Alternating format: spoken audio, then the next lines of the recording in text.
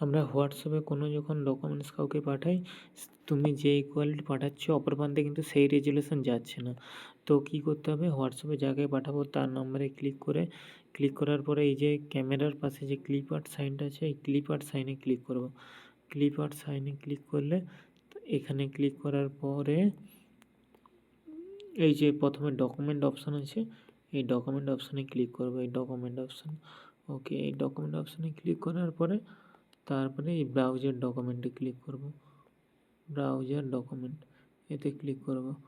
Browser ডকুমেন্টে click করার পরে এই যে আমাদের এখানে ছবি সব চলে এসছে। এবার যদি ছবি না আসে তাহলে এই যে ট্রিপল ডট আছে, এই ট্রিপল 3টে দাগ আছে, এই 3টে দাগে ক্লিক করব। 3টে দাগে ক্লিক করলে ইমেজে যাব। এবার ইমেজে এইখানে ধরো যদি আমার ক্যামেরায় ছবি তোলা হয় তাহলে ক্যামেরায় ক্লিক করব। যদি আমার স্ক্রিনশট নেওয়া হয় স্ক্রিনশটে ক্লিক করব। যদি ডাউনলোডে হয়, নেট থেকে ডাউনলোড করে, তাহলে ডাউনলোডে ক্লিক করব। নাহলে যদি কেউ হোয়াটসঅ্যাপে পাঠিয়ে থাকে তাহলে হোয়াটসঅ্যাপে ক্লিক করব।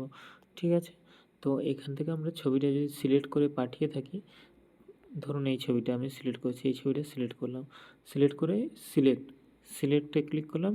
এখানে এই সেন্ড, এই যে সেন্ড, এই সেন্ডে ক্লিক করে দেব। তার আগে এই ওপরে সিলেক্টে ক্লিক করেছিলাম। ওকে, এইভাবে পাঠালে আপনার ফোনে যেই কোয়ালিটি আছে সেই কোয়ালিটির ছবিটাই অপর প্রান্তে যাবে। Thank you.